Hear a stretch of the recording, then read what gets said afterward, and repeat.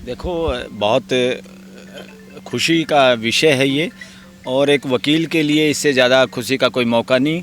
ख़ास तौर पर यूएपीए आतंकवादी जो कानून है उसके अंदर किसी का जमानत मिलना और ऑब्जर्वेशन इस तरह की होना कोर्ट को भी, जो हमने क्वेश्चन रेज किया कि ये बच्चे आतंकवादी नहीं हैं और ये नौजवानों ने कोई भी नारा देश के खिलाफ नहीं लगाया, कोई घातक हथियार नहीं था, किसी को मारने की चेष्टा नहीं की, धक्का मुक्की तक नहीं की। जो अंदर दो बच्चे थे वो भी, उन्होंने भी कोई नारा नहीं लगाया, बल्कि उनकी पिटाई की पार्लियामेंटेरियन ने निहत्थे बच्चों की। ठीक है, इनकी इतनी तो वो मानेंगे भाई, ये वहाँ से कूद गए, इनकी जान जा सकती थी कूदने में, और हो सकता है सिक्योरिटी के चक्कर में कोई पुलिस वाले, सुरक्षा कर्मचारी इनको गोली भी मार सकते थे। ये जान का जोखिम था बच्चों ने जो उठाया, जो दुस्साहस किया, मगर ये आतंकवादी नहीं किसी भी सूरत में थे। ये हमने दलील दी कोर्ट के सामने। और इन्होंने जो धुआं था, ये आम अमेजन पे और बाज़ार में मिलने वाला है, जिसको सरकार की तरफ से अनुमति है। ये वो चीज़ थी। ये फिल्मों में फिल्मी सीन दिखाने के लिए, प्यार प्रेम के गीत के लिए, या लोग बर्थडे पार्टी के लिए इस तरह का धुआं उठाते रहते हैं, अच्छा फोटोग्राफी के लिए, शादी में, जयमाला पे इस तरह के ये प्रोग्राम होते रहते हैं। तो यही क्वेश्चन उठाया था कि जिसकी आतंकवाद की जो परिभाषा है ना, उसमें ये मेल नहीं खा रहा था, फिट नहीं बैठ रहा था किसी भी सूरत में। आतंकवाद का मुकदमा इनके ऊपर लगाया गया, मगर मेरे हिसाब से एज एन एडवोकेट वो किसी भी तरह से आतंकवाद की परिभाषा में नहीं आता ये काम। और उस बात को सुप्रीम हाई कोर्ट ने माना। उस आधार पे इसको नीलम को बेल मिली, और हमारे उस आर्गूमेंट की वजह से फिर एक दूसरे और बच्चे को मिली। वो मौके पे नहीं था, बाहर था, उसका नाम इसमें शामिल था राजस्थान से। तो ये लोग खुश हो के आज, क्योंकि पहले तो बाहर के जमानती दिल्ली के मिले नहीं कोई जानकार रिश्तेदार। ऐसे मौक़ों में बहुत सारे लोग मनाही कर देते हैं, पहले कहते रहते हैं हम जमानत दे देंगे, बाद में बड़ा मुश्किल होता है। वो ख़ास लोग ही होते हैं जो इस तरह के केसेस में लोगों की ज़मानत देते हैं, वक्त पे काम आते हैं। और यहाँ पे मैं ये मैसेज औरों को भी पहुँचे। इस मौके पे दो चीज़ें बहुत बड़ा चीज़ों ने रोल अदा किया, मेरी भी मदद की। एक हमारे यंग साथी ने, एसोसिएट ने, गौरव बिश्नोई ने, ये हमेशा मौके पे उपस्थित रहा। जो भी कोर्ट में जाके कुछ काम था उससे, प्रोसीजर से रिलेटेड, उसको बखूबी निभाया। और उससे ज़्यादा ये यंग एडवोकेट होने वाले हैं, अभी लाइसेंस आया नहीं है, रामनिवास खटकर, हाँ जी, करसिंदो गांव से, पड़ोस के गांव से नीलम के। ये उनके सोशल एक्टिविस्ट साथी हैं नीलम के। और एक इनके गांव से है ये लड़का अपना महावीर। इन दोनों ने भी मुझे बहुत ज़्यादा एक तरह से मोटिवेट किया, एक्टिवेट किया। और ये तो रामनिवास हमेशा मेरे से भी पहले सुप्रीम कोर्ट पहुंचना, सारी फाइल उठाना, पूरा साथ देना, इतना साथ आजकल के जूनियर भी शायद दे पाएँ जितना इसने इस मौके। नीलम आज़ाद की मम्मी पापा भी आए हुए हैं, बहुत अच्छा। ये बार बार फ़ोन करती थी नीलम की मम्मी हैं ये। इनको पूछो कितनी खुशी हो रही होगी ये आज के दिन। और एक वकील के लिए इससे बड़ा कोई सम्मान नहीं है। ये फीस वीस तो सेकेंडरी चीज़ें हैं। मैंने एक तरह से प्रो बोनो ये केस किया है। और दूसरा सबसे ज़्यादा बड़ी फीस है जो मेरे सिर पर पगड़ी इन लोगों ने खुशी के मारे रखी है। हम जब भी ज़्यादा खुश होते हैं, किसी के प्रति कृतज्ञ होते हैं, तो समाज में, हरियाणा में ख़ास तौर पे, देश के और जगह भी लोग उस आदमी को पगड़ी पहनाते हैं। तो ये और बल्कि मेरी जिम्मेदारी बड़ी है। इस तरह के कोई भी नौजवान इस देश के, ख़ास तौर पर हरियाणा स्टेट के, पंजाब के, या और कोई भी लोग इस तरह अगर मान लो जेलों में हैं, तो मैं ज़रूर कोशिश करूँगा कि उनके पक्ष में आर्गूमेंट करके उन सब लोगों के फंडामेंटल राइट टू एक्सप्रेशन और लिबर्टी को सुनिश्चित कर पाऊँ, मदद कर पाऊँ। अब नीलम जी की माँ आई है, उनके भाई हैं रामनिवास। सर, लेकिन आपको जब पगड़ी पहनाई गई है और माला लगाई गई, ये जमानत ही तो मिला है, केस से तो बरी ऐसा कुछ तो हुआ नहीं। अरे यूएपीए में जमानत मिलना एक तरह से बड़ा भारी युद्ध जीतना है इस देश के अंदर। यूएपीए में लोगों को जमानतें नहीं मिली, सुप्रीम कोर्ट तक नहीं मिली, सुप्रीम कोर्ट से उल्टे चक्कर काट काट के लोग थक गए। किस तरह जमानत मिलती है यूएपीए में। और यहाँ ये हमारा सौभाग्य है, या मैं इसमें कोर्ट को भी कहूँगा कि जो आर्गूमेंट हमने उठाए उन पे कोर्ट ने संज्ञान लिया। और 6-7 एडवोकेट्स ने हमारे उसमें अपोजिशन में आर्गूमेंट किए, बार बार चेंज होके भी आए। तो एक दिन तो मुझे कहना ही पड़ा कोर्ट के सामने कि आज ही बुला लो, चाहे अटॉर्नी जनरल हो, चाहे सोलिसिटर जनरल हो, किसी को भी बुला लो, मगर आर्गूमेंट को क्लोज करो, बंद करो। हमने जो कहना है, या हमारे जो मदद चाहिए कोर्ट को, जिस पर्सन का उत्तर चाहिए, I am ready to give. तो इन चीज़ों पे कई बार हल्का फुल्का हॉट एक्सचेंज भी हुआ कोर्ट के अंदर, मगर अल्टीमेटली जो आप फैसला देखेंगे उसमें जो हमने क्वेश्चन रेज किए, जो रीजनिंग और लॉजिक हमने कोर्ट के सामने रखे, लगभग वो सारी चीज़ें फैसले में लागू हुई। वजह से मिल गई जमानत, अंदर नहीं थे इसलिए संसदीय? नहीं, बात उसकी नहीं है।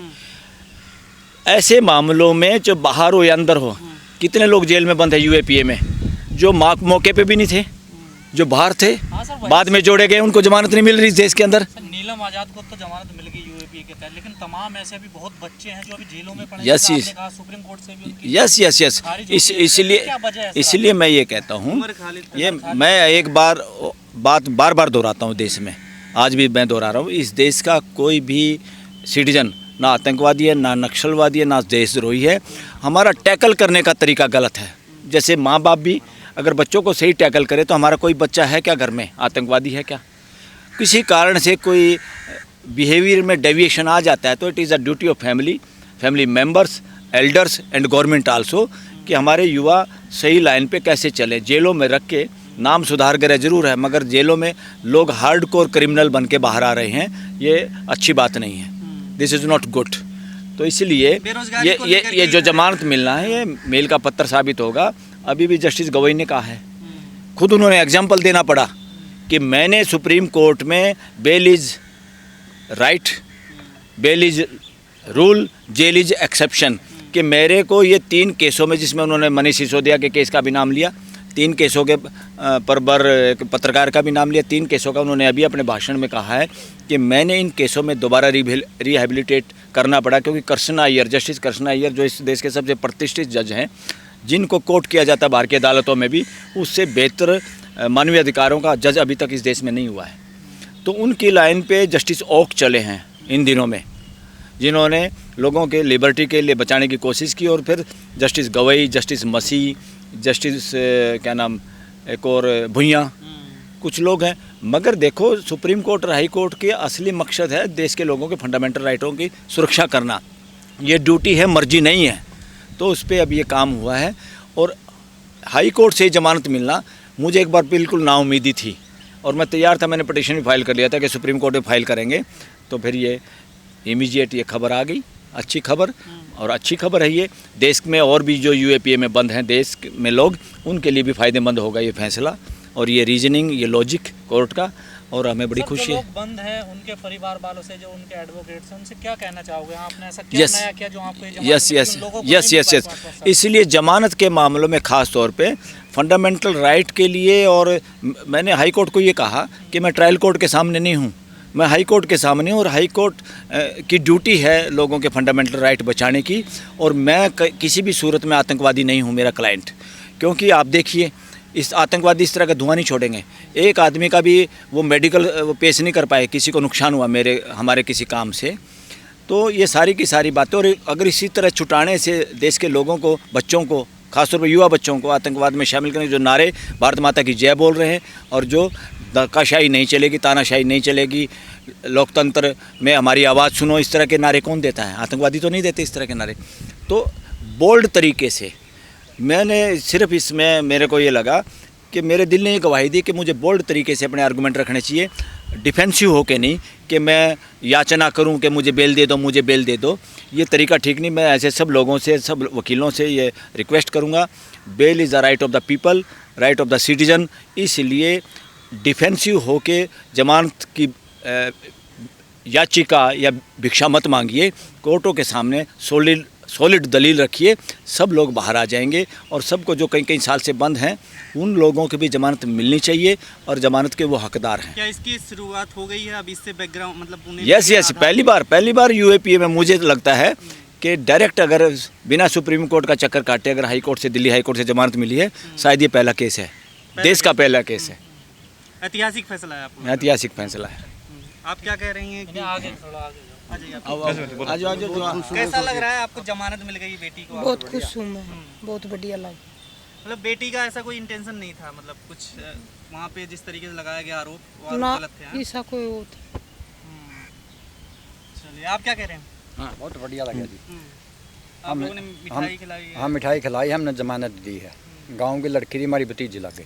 हमें बहुत महसूस हुआ, बहुत बढ़िया है। और हम कोर्ट के भी धन्यवादी हैं कि हाई कोर्ट ने, माननीय हाई कोर्ट ने फंडामेंटल राइट को ध्यान में रखते हुए इस केस में नीलम आज़ाद और एक और उनके साथी जो उस वक्त मौके भी नहीं थे, उनको जमानत मिली है। आई होप सभी लोगों को जमानत मिलेगी और सब लोग इस कम से कम यूएपीए से बरी भी होंगे, ऐसा अंदर वाले बच्चों को भी मिलेगी संस्कृति? मिलेगी कि कोर्ट को समझ में ये बात समझ में आ गई है कि ये बच्चे आतंकवादी नहीं हैं और इसमें आतंकवाद का जो भी एक्टिविटी, जो ज़रूरी इंग्रेडिएंट्स होते हैं, जो ज़रूरी बातें होती हैं जिनको ये धारा लगाई जा सकती है, वो बातें खरी नहीं उतरती। वो जो धाराएं लगाई हैं वो अल्टीमेटली सही नहीं है। अब तो ट्रायल का काम है, वहाँ पर सिद्ध करने की बात है, वो भी मुझे लगता हो जाएगा।